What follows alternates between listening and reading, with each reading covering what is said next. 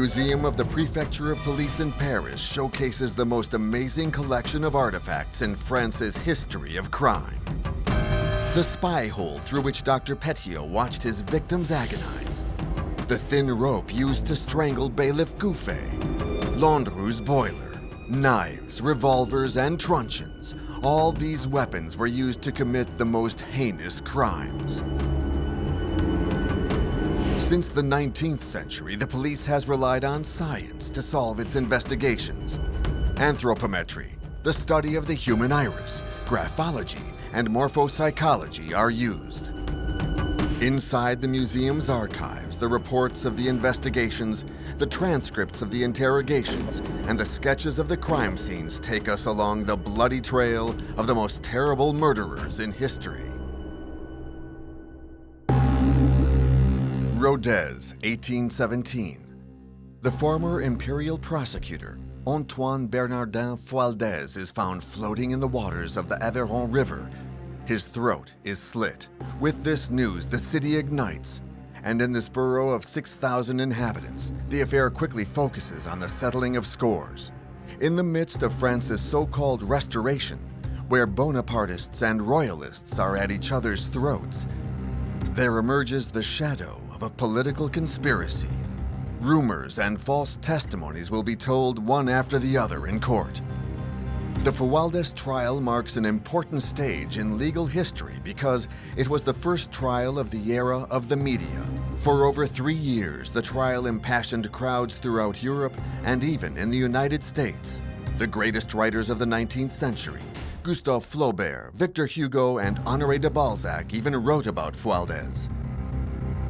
Géricault painted the assassins of Fualdes in 1818. It's now on display at the Musée des Beaux-Arts in Paris.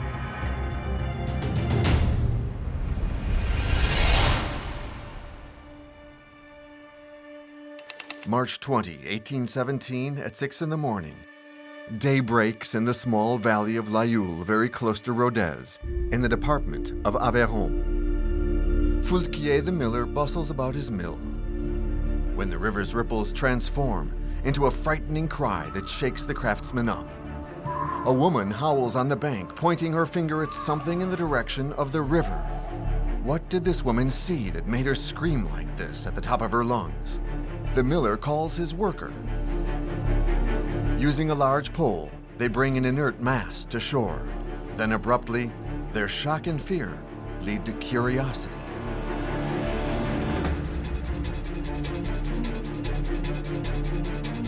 It's the corpse of a man. Hoisted on the bank, the witnesses detail the stranger. He's wearing a frock coat, gray cloth trousers, and a high white tie.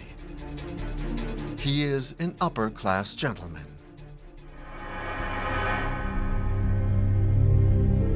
About 9 a.m., Dr. Rosier and the surgeon Mr. Le Bourget arrive.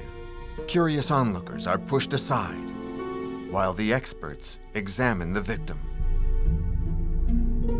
Next to the body, the doctors are stunned. They consult with each other and wonder how a thing like this could have happened.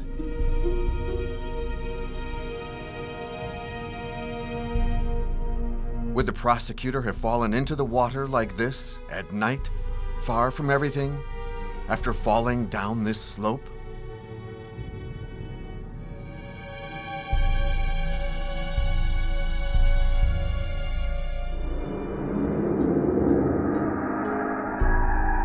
They strip him and search for clues. In one of the jacket pockets, they find a perforated handkerchief. Le Bourget, the surgeon, cuts off the magistrate's tie. His murmur of disgust attracts attention to the neck. It's been cut with a 10-centimeter deep wound.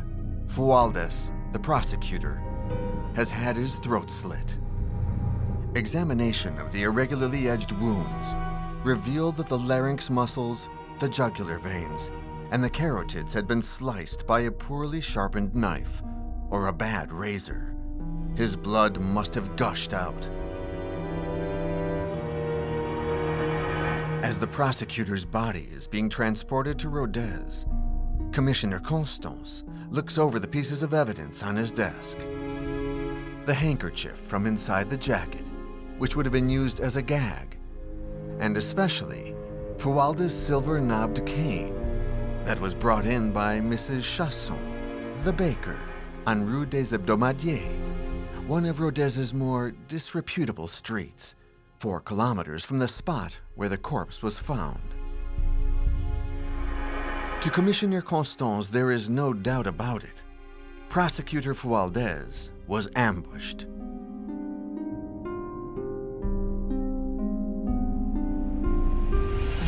Three days before the crime, the village hosted a happy spring fair. Today, however, Rodez is in shock. Let's hear from Jean-Philippe.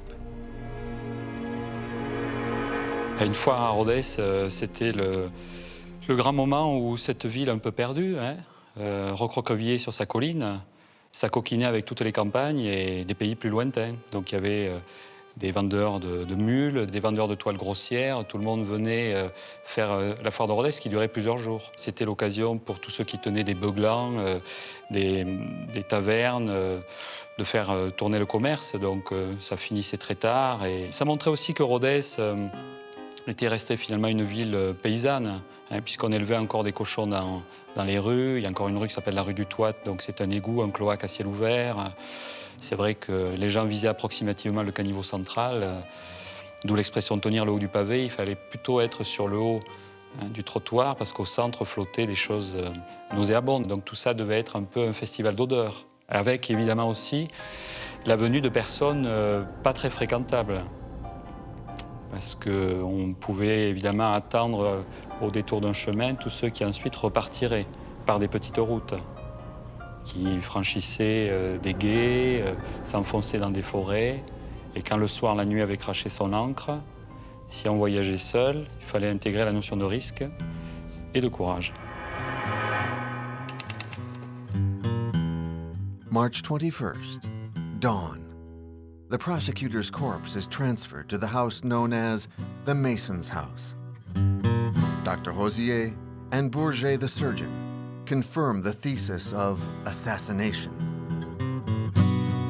His death, they specify, was caused by an irregular sectioning of the jugular vein and the left carotid. This wound must have caused a brutal hemorrhage. It seems to have been done by a badly sharpened knife, which the assassin used as a saw. Mr. Fualdes, the report concluded, must have had his throat slit and bled to death on the spot.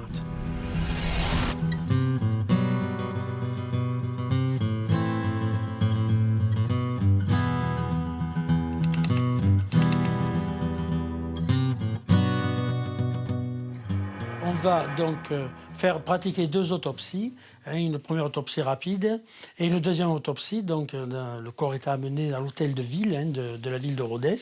Et là, on va ouvrir le corps. Et ce qu'on voulait savoir, s'il y a eu des violences, et notamment si on avait essayé d'étrangler Fualdes. Donc si sur son cou, il y avait des traces de strangulation. Ce n'était pas le cas et son corps présentait aucun coup, aucun choc, ce qui prouve que Fualdes a été assassiné par surprise, sûrement il ne s'y attendait pas, et très rapidement. L'ouverture dans la blessure au cou n'est pas quelque chose de net, qu'on a appuyé, qu'on a insisté. Et dans son corps, il n'y a plus du tout de sang. Le corps a séjourné dans l'eau, c'est une douzaine d'heures environ, et donc il s'est vraiment vidé entièrement de son sang. Et même dans le cœur, on va trouver de l'eau, mais on ne trouve aucune trace de sang. Et les médecins légistes concluent que donc il a très rapidement perdu son sang, de très grandes quantités de sang, et que donc, et ensuite il est mort également très vite. But who would have wanted to do something like this to Prosecutor Fualdes? Had there been a bad encounter? Or was it a premeditated act? The importance of the victim in the political realm of the time turned this crime into an exceptional, weighty event. Alors, il y a une période qui est assez agitée. Depuis 1815, c'est la deuxième restauration. Louis XVIII est au pouvoir.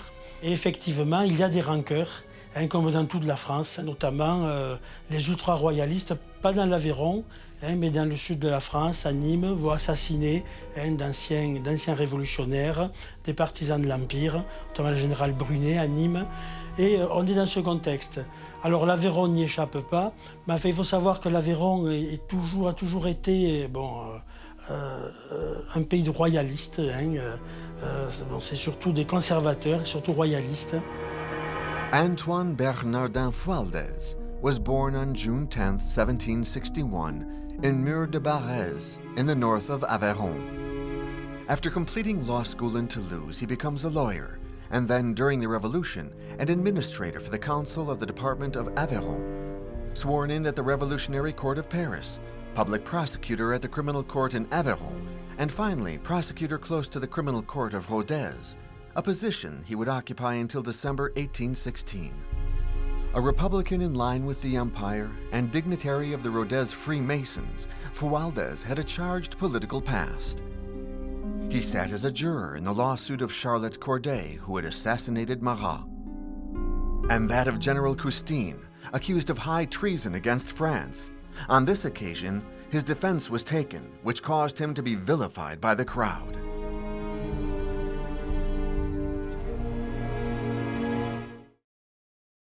From this rich revolutionary past, he retained a special attachment to the ideals of the Republic and the Empire, which he would aim to apply in his region.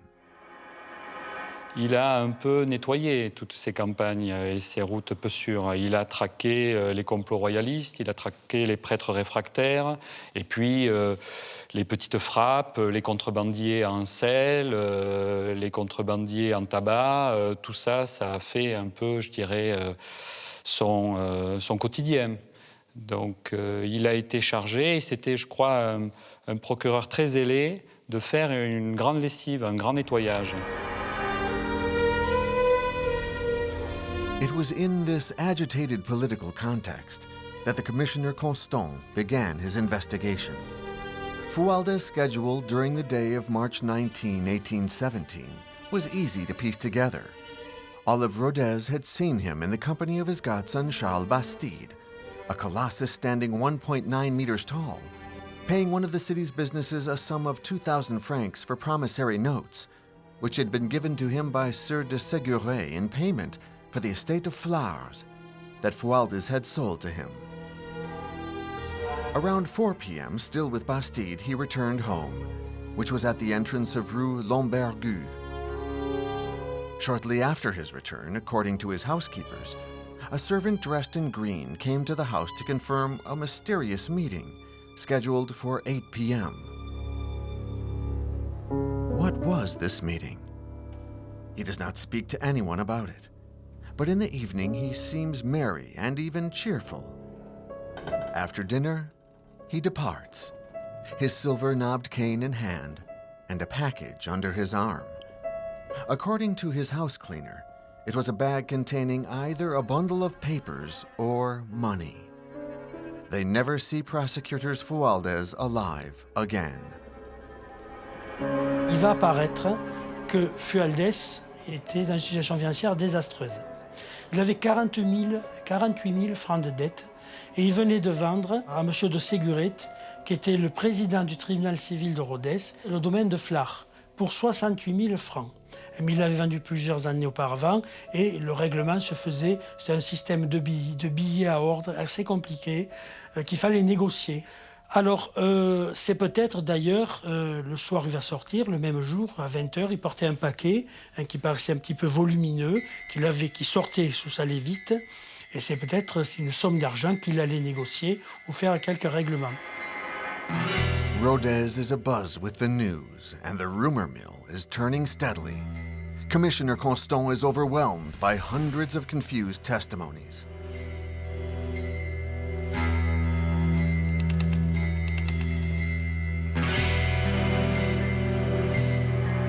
Alors les gens immédiatement disent « Ah, c'était la foire ». C'est les Espagnols. Ils ont trucidé le bonhomme, ils l'ont trouvé dans la rue, ils lui ont pris sa montre, etc. Bon. Il y a d'autres qui disent « Mais non, c'est pas les Espagnols.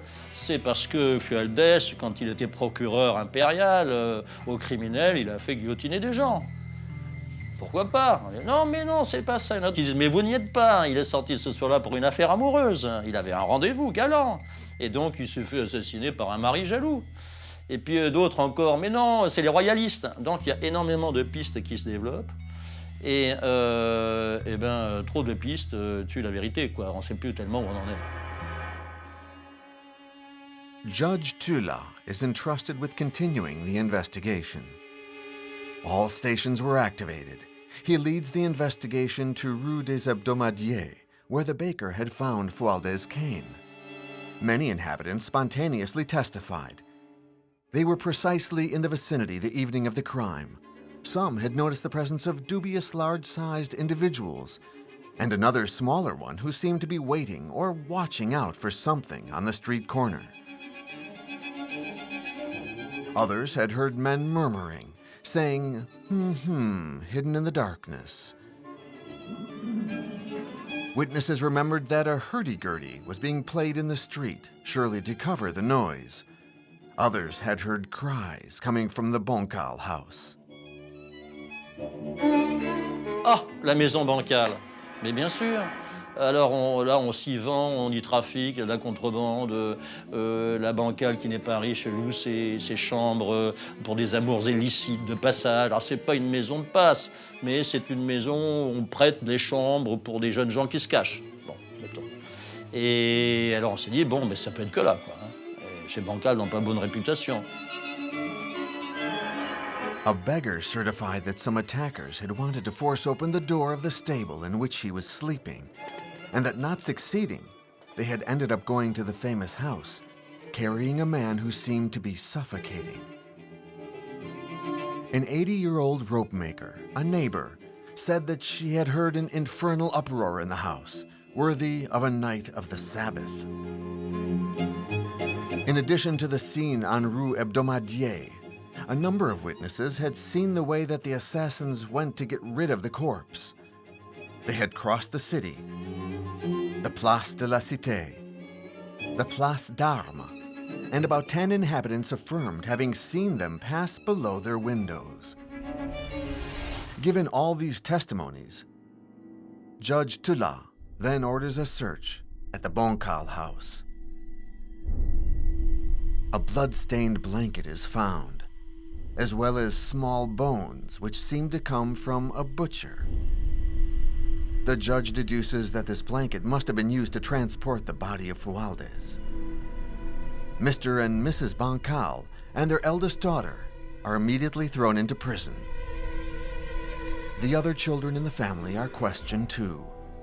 Small Magdalene, intimidated by the questions, starts to speak. At night, she pretended to sleep and saw men enter the house. They were carrying the body of a man who had been killed with a knife. Her father was holding the corpse by the feet. Her 5-year-old brother, Alexis, confirms this. These revelations incite others to testify, both adults and friends of the children who were told things in secret. A cabaret manager, Rose Ferral, pointed out that Jean-Baptiste Collard, Joseph Missonnier, Bousquier, and Bach had all drunk at her place. They went in and out of the cabaret at around 8 and 9 o'clock. They were certainly on the lookout. They were arrested. These men did not have a good reputation. They lived off small jobs. And in the eyes of the judge, they were suspicious, especially Collard, who lived in one of the rooms at the Bancal house with Anne Benoit, who was also arrested. Everyone was satisfied with these arrests. But the brains behind the operation, who were thought to be among the ultra-royalists, remained at large. En 1814, c'est la fin de l'Empire. Le premier empire commence à se désagréger et les ultra-royalistes, très présents dans le département de l'Aveyron, en février 1814, sentant que c'est la fin de l'Empire, décident de proclamer Louis XVIII à Rodez, roi de France. Donc on se réunit au château de la Goudalie, à quelques encablures de Rodez, sur le Causse, dans une très grande maison, une très grande propriété. Il y a à peu près 200 conjurés. On fabrique des cartouches, on fabrique des drapeaux, et puis eh bien, on se prépare à attaquer Rodez. Alors, à Rodez, on a des complicités, évidemment. Le préfet est complice, il fermera les yeux, on laissera les portes de la ville ouvertes, la gendarmerie ne bougera pas trop. Et puis, une fois qu'on sera rentré dans Rodez, on libérera les prisonniers russes et espagnols, parce qu'il y avait des prisonniers des guerres de l'Empire qui étaient là. Ça fera des hommes en plus. Et puis, eh bien, on prendra la ville. Et Rodez sera la première ville de France à se donner au roi. Or, le complot échoue, parce que juste à côté de la Goudalie, il y a 2 propriétés. Il y en a une qui appartient à un certain Josion et une autre qui appartient à un certain Bastide. Et il semblerait que Fualdes ait reçu des informations sur ce complot à ce moment-là, peut-être par le voisinage, et justement par ses 2 amis. Fualdes fait échouer le complot. C'est-à-dire qu'en pleine nuit, on vient annoncer aux conjurés de la Goudalie que l'affaire est manquée, qu'il faut partir en vitesse, il faut déménager, et tout le monde s'enfuit un peu partout, dans tous les châteaux du secteur. Et ça sera un petit peu plus tard, un mois plus tard, qu'effectivement Louis XVIII sera proclamé roi de France, mais à Bordeaux. Rodez, à cause de Fualdes, a laissé échapper cette chance en quelque sorte, enfin, cet honneur pour les royalistes. Thus, the ultra-royalists had every reason to be angry with Fualdes. But curiously, they quickly removed themselves from the plan. In fact, all the accusations seem to implicate just one man, Bastide Gramont, the godson of Fualdes. He had spent the afternoon of the day of the crime with the victim. He was the ideal culprit.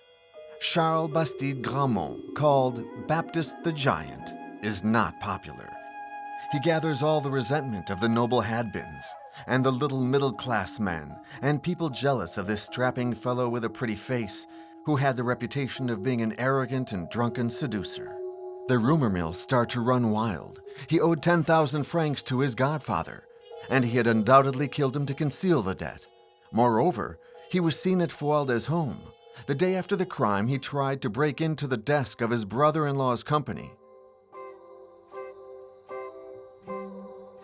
Based on their physical size, both of them matched the descriptions provided by witnesses who had seen a small man with a giant on Rue des Hebdomadiers on the night of the murder. So Judge Tullat decided to charge them. Meanwhile, Bousquier, one of the defendants, asked to speak to the judge. He admits to having witnessed the murder, but states that he did not take part in it. Pressed by the judge, he charges Bastide as the brains of the operation. The theory involving the family carries so much more weight that the idea spreads that Prosecutor Fualdes had documents proving that Josion was guilty of murdering a child. It's only a rumor, but people believe it, and tens of witnesses show up to implicate Josion in the murder of Fualdes. Josion is thus arrested, as are his wife Victoire and his sister-in-law, Mrs. Gaultier. In total, 12 local citizens have now been put into prison. May 5th, 1817. Antoine Bernardin, the owner of the house where the murder took place, is found dead in his cell. He'd confessed the night before to Abbot Brest, a canon of the cathedral. His confession, reported by a mysterious writer who accompanied the abbot, is full of improbabilities, but the document will be included in the file. According to him, Collard and Bach arrived first at the house yelling, "Take the children out." Then a mysterious woman wearing a black veil arrived. And then Bastide and Josion rushed in, pulling Fualdes. After having forced the poor prosecutor to sign some papers, Bastide gave the signal, and Collard attacked Fualdes with a knife. Bousquier confirms this version and tells him about the presence of a woman.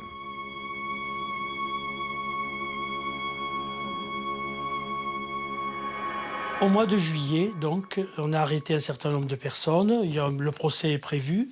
Il se tiendra à Rodez. Et une rumeur court dans Rodez qu'il y avait une femme. Il y a une femme qui aurait un rôle absolument extraordinaire, surtout pour la justice. C'est-à-dire qu'elle n'aurait pas participé, mais elle aurait été témoin. Donc, un témoin idéal, qui risque de ne pas être inculpée, et qu'elle aurait été là de force, qu'elle aurait vu, mais qu'elle n'a pas participé. Et à ce moment-là, parmi toutes les femmes, parmi la population qu'il y a à Rodez, il y avait une personne qui avait 33 ans, qui s'appelait Clarisse Enjolras, de son nom, et qui était la fille du juge au tribunal civil de Rodez. At 18, Marie-Françoise Clarisse Enjolras married an older man. She does not love him, so she prefers unfaithful love to the marital kind. At the time of the crime, she is 32, and just like a romantic heroine, she is the mistress of a handsome soldier, Lieutenant Clemendeau. They have a passionate relationship. During a very heated discussion, she tells her lover that she was present at the Boncal house the night of the crime. Rumors spread so quickly through Rodez that in less than 2 days, Clarisse Monzon becomes the key witness in the investigation. Clarisse Monzon, c'est un personnage qui s'ennuie dans un Rodez qui n'est pas à sa mesure. Sa mesure, c'est quoi? Elle rêve d'une vie romanesque. Elle disait que son mari n'était pas sorti à ses rêves.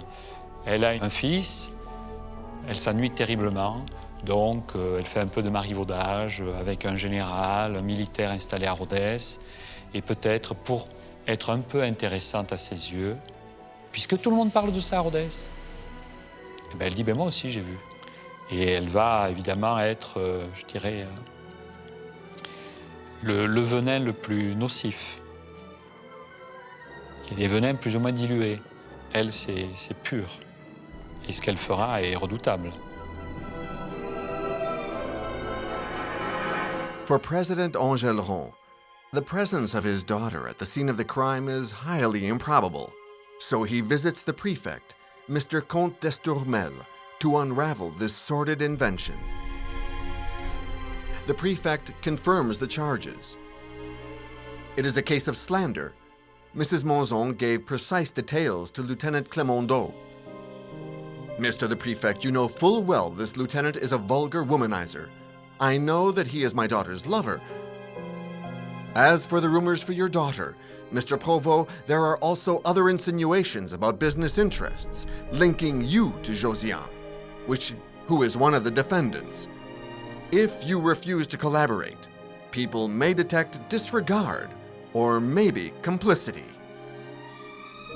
The prefect is threatening Enjolras, who already sees himself sitting with the accused Josiane, Bastide, and all the others.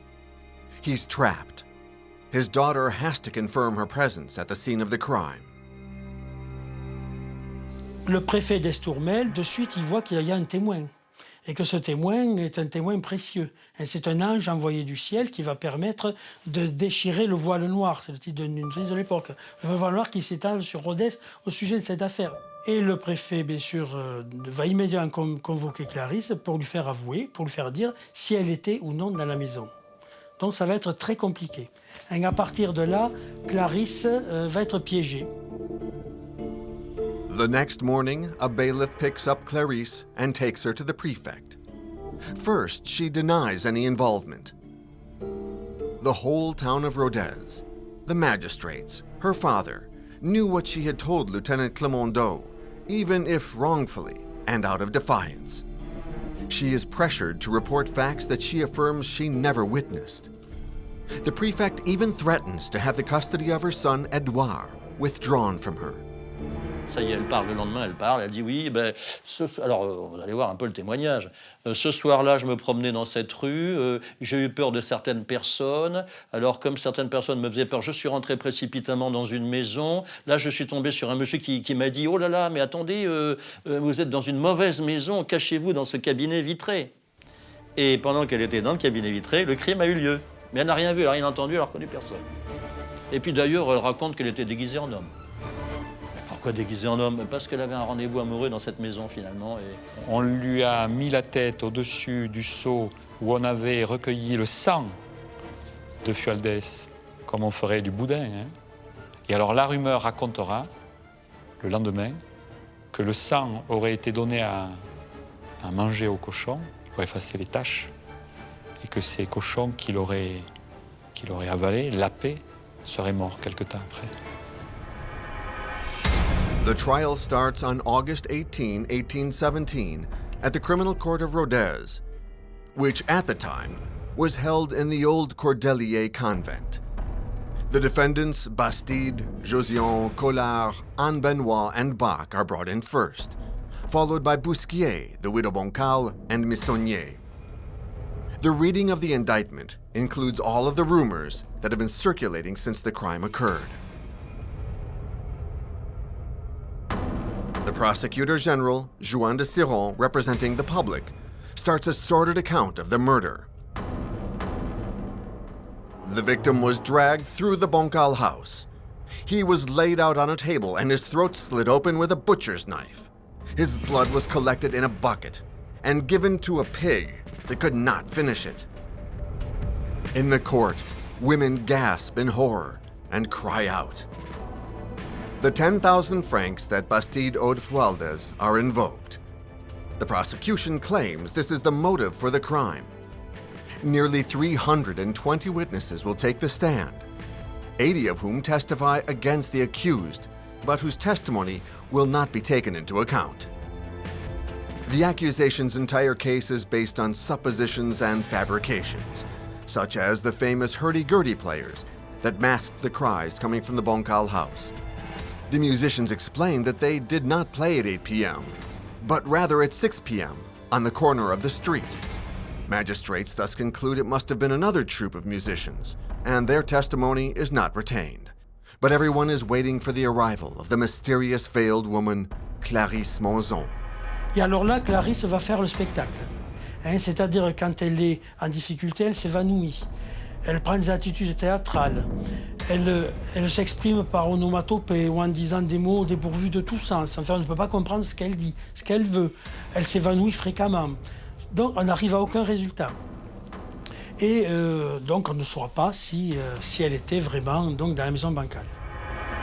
It's apparent Mrs. Monzon does not want to play the role of the exemplary witness that the magistrates of the court would like. The trial continues. The testimonies are unclear, and when it comes to the witness who is expected to reveal the truth, she's evasive. She addresses the accused. "Admit it," she cries.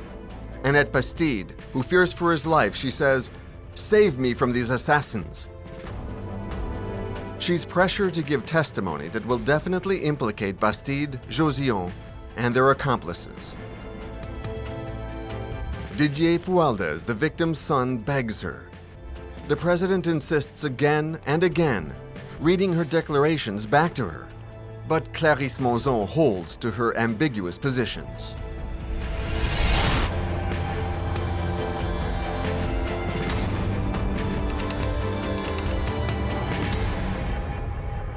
Ce qui est extrêmement étonnant aussi, c'est l'attitude de Madame Monzon, mais plus encore la manière dont cette attitude est relevée par les magistrats, par des gens sérieux. Aujourd'hui, au pire, on l'aurait mis de côté. À ce moment, elle est interrogée, elle fait semblant de s'évanouir, le procès s'arrête, on attend qu'elle revienne à elle-même.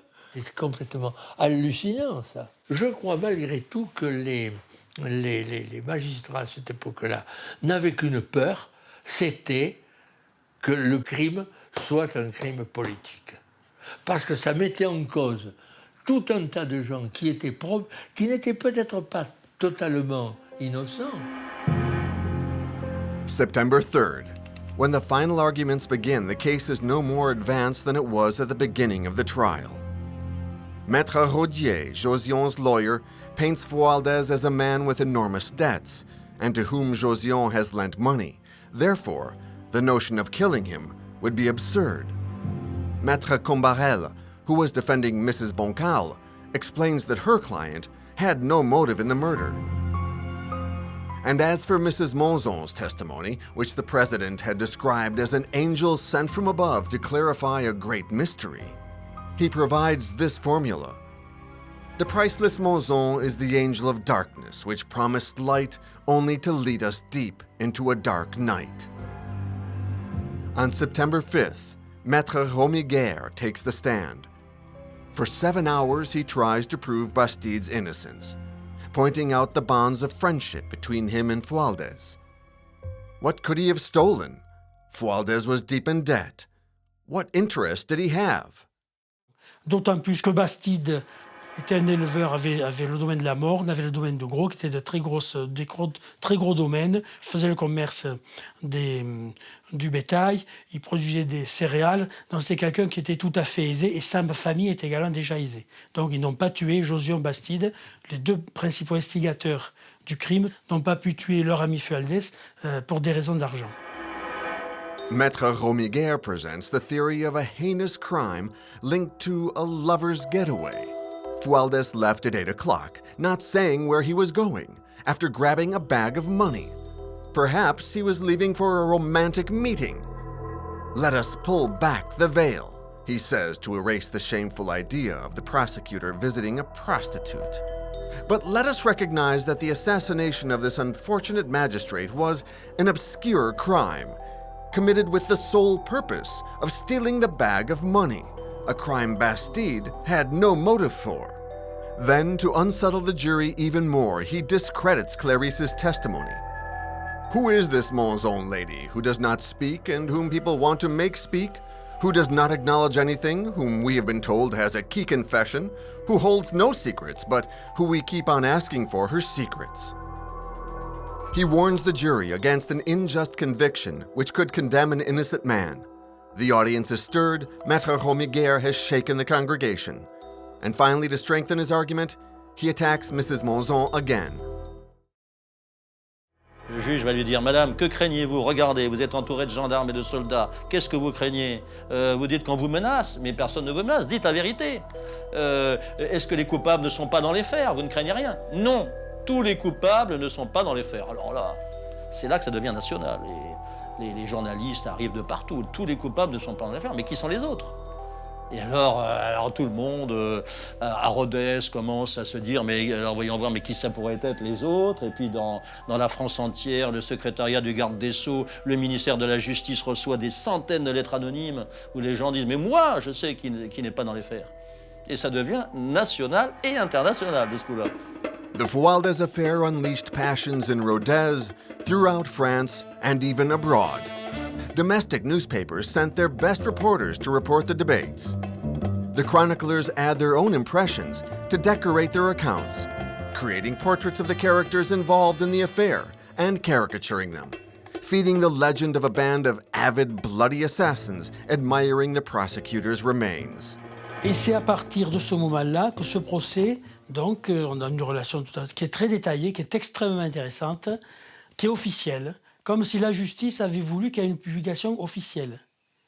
C'est des journalistes vont prendre un sténo, la sténo avait été créée en 1792, vont noter toutes les audiences, ou des tachygraphes, des gens qui écrivaient très très vite, qui notaient les audiences. On va imprimer et on va envoyer ces petites notices à des abonnés, à des gens qui s'abonneront, qui vont les relier, auxquels on va adjoindre des plans, des gravures.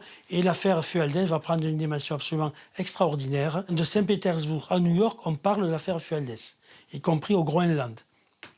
C'est devenu une affaire qui dépasse le cadre de la ville de Rodez, largement, du département de la région, de la France, et on s'intéresse dans toute l'Europe et au-delà de l'Europe à l'affaire Fualdes. On September 12, 1817, at noon, the jury withdraws, overwhelmed by the idea that assassins might still be at large.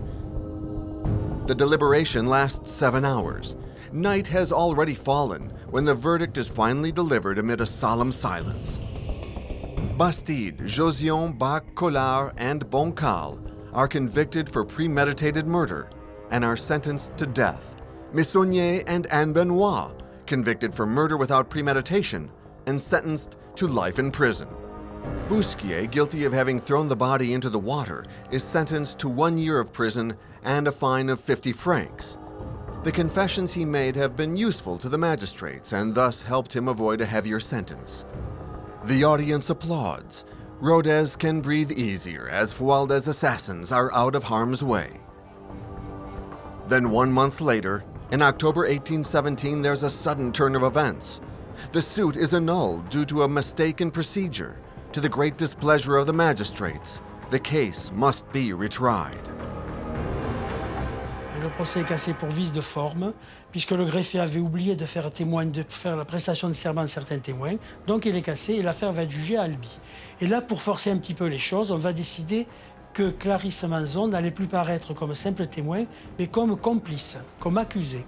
Donc on l'a fait arrêter en octobre. Donc Clarisse est emprisonnée au couvent des Capucins. Elle mène une belle vie parce qu'elle loge, non pas dans une cellule, mais dans la loge du concierge. Elle reçoit tout Rodez. Et là, elle va, avec un journaliste parisien, elle va publier un ouvrage, donc c'est les fameuses lettres qu'elle va écrire, et qui va être un best-seller. On January 19th, 1818, Bastide, Josion, Collard, Bach, and Missonnier have their legs shackled and they're transferred to Albi. Anne Benoit and Boncal follow in the last wagon. On February 4th, the transfer of Clarisse Monzon takes place under different conditions. Dressed elegantly and escorted by a cavalry brigade, she rides as though in a parade, greeting the onlookers on her way. March 25, 1818, the second trial for the Fualdes affair opens in the court of Albi. It will last 11 days. Nearly 500 witnesses are called to the stand, most of whom from Rodez. During the hearings, testimonies favoring Bastide are thrown out and their authors are stopped. Autre chose qui est très troublant, c'est qu'au premier procès de Rodez, on trouve 230 témoins à charge. Alors que les rues de Rodez étaient désertes ce soir-là. 230 témoins, on en trouve. Et au procès d'Albi, encore pire, 500 témoins à charge. C'est hallucinant, je veux dire, c'est... Alors vous savez pourquoi? Parce que les témoins sont rétribués. On leur donne, dit, ah, vous allez à Albi, attendez, on vous paye. Mais bien sûr, le voyage, et puis l'hôtel, et puis voilà. Alors les gens, pour aller faire un tour, qu'est-ce qu'ils ne seraient pas capables d'aller dire? Alors bon, tout ça, ça ne tient pas debout. To make sure that the jury is convinced of their guilt, new witnesses are found who say exactly what they've been told to say. Au procès d'Albi, vous avez dans les membres des jurés, vous avez des ultra-royalistes. Ils font partie du tribunal. Il y a un conseiller qui s'appelle le conseiller Pinault. Il doute fortement. Il cuisine les témoins. Les témoins bafouillent. Il commence à les retourner. 2 jours après, Pinault est dessaisi. On dit, attendez, là vous en faites trop. Alors dehors, on remplace par un autre. Alors Pinault, il est scandalisé. Il écrit à droite, à gauche. Il écrit à 2 cases. Il écrit au gouvernement. Il écrit au ministère. Non, c'est la raison d'État. The conditions of detention for the accused have been hardened, pressuring them to admit their crimes. Bach and Mrs. Boncal, exhausted by months of interrogation, go on to confess. Clarisse Monzon continues to be pressured. Her son is taken away from her and sent to live with her grandmother, and Clarisse is threatened with never seeing him again if she does not cooperate. Finally, she yields, and at the hearing on March 30th, acknowledges her presence at the scene of the crime. When I entered the kitchen, there was nothing on the table, but blood was flowing into the bucket like a fountain. I realized that someone had had their throat slit. Between her fits of fainting, she explains that she was waiting for someone on Rue des Hebdomadiers when a commotion occurred and a man pulled her into the Boncal house, that she was thrown into a cabinet, and then she fainted. When she woke up, a man wanted to slit her throat, but another man saved her. Il y a deuxième révélation de Clarisse Manzon. À un moment donné, il y a une discussion terrible entre Clarisse Manzon et Bastide Gramont, qui est l'accusé qui a le plus de personnalité. Et à un moment donné, connaissez-vous cette femme? Non, je ne la connais pas, dit Bastide. Alors, ils sont censés être complices. Comment, dit Clarisse, tu ne me connais pas, elle le tutoie, et tu as voulu m'égorger. Alors là, ça, c'est la grande déclaration qui va faire condamner Bastide Gramont. Là, ils sont cuits. Là, je veux dire, à partir du moment où elle dit « tu as voulu m'égorger », donc elle était là, donc il faisait partie des assassins, donc là, c'est terminé, quoi. On May 4th at 7 p.m., the jury delivers its verdict. Bastide, Josion, Collard, Bach, and Boncal are sentenced to death, and Benoit to life in prison.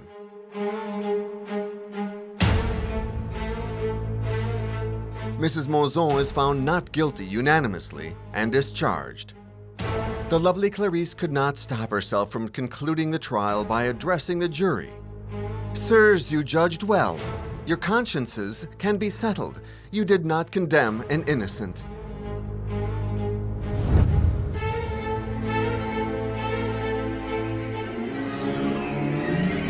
King Louis XVIII refused to show clemency for Bastide, Josillon, and Collard. They were executed on May 30th, 1818, in Albi, protesting their innocence all the way to the scaffold. The request for a reduced sentence for Bach and Boncal remained suspended. The court had not finished with the imaginary plot, and a third trial is initiated. On December 21st, 1818, the main witnesses, Bach and Boncal, were taken out of prison for the trial, and Clarisse Monzon was called to her lesson well learned. Again, the public hears extravagant testimonies, but the stories begin to change, and the defendants have solid alibis. It becomes obvious that the witnesses have misrepresented the facts. Boncal affirmed he had participated in the bloody orgy, and Clarisse Monzon swore she'd seen more than 15 assassins around the table where Fualdes bled. But obviously, these were pure fabrications. The defendants were acquitted, and this twist of events called into question the conclusions of the preceding trials. Bastide, Josillon, and Collard's innocence was confirmed by a series of retractions by the main witnesses, who all changed their positions on their deathbeds. Tous les gens qui sont morts en prison et qui s'étaient accusés eux-mêmes, ou qui avaient accusé les autres en disant non, nous sommes innocents. Et il faut croire ces gens-là parce que on est dans une période ultra-catholique où les gens croient très fortement à l'au-delà, au jugement dernier. Et je peux dire que quand les gens se rétractent comme ça en présence de prêtres, en disant voilà, je vais mourir maintenant, je vais dire la vérité, c'est qu'on peut y aller, quoi. Il n'y a aucune chance qu'ils soient en train de raconter des bricoles. Then who could have killed Fualdes? Why did the court persecute the innocent? Did it protect the guilty parties? There are many theories. Was this a politically motivated crime? Il n'est pas impossible que Fualdes, tout simplement, sortant de chez lui, peut-être pour aller négocier des effets de commerce avec de l'argent, et tout simplement, nous étions le surlendemain de la foire de la mi-carême. Les foires à Rodez duraient 3 jours, elles amenaient beaucoup de monde, mais on peut imaginer qu'il est parti, qu'il a été entraîné, et peut-être lorsque les assassins ont découvert qui il était, c'est-à-dire un personnage important, en plus un juge, à ce moment-là, il l'a égorgé et ils ont jeté son corps à l'eau avant de quitter Rodez. But justice's pressuring of false witnesses sows doubt and raises questions.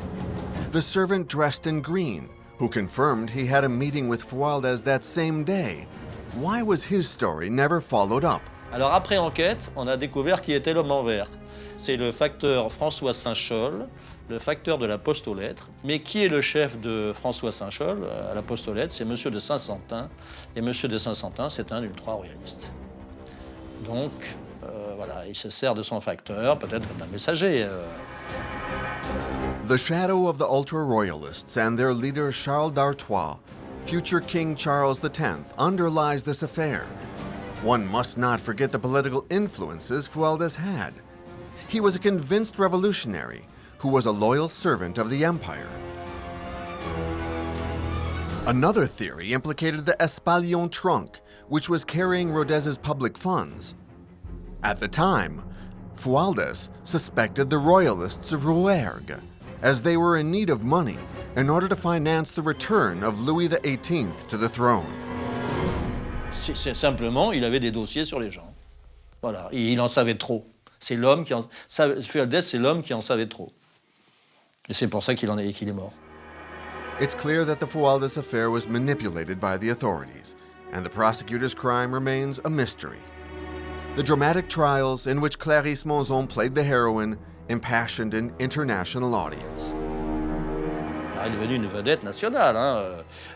D'ailleurs, elle en a vécu pratiquement jusqu'à la fin de sa vie. C'est-à-dire qu'elle a eu beaucoup d'argent, elle a donné de l'argent d'ailleurs en faveur des naufragés de la Méduse.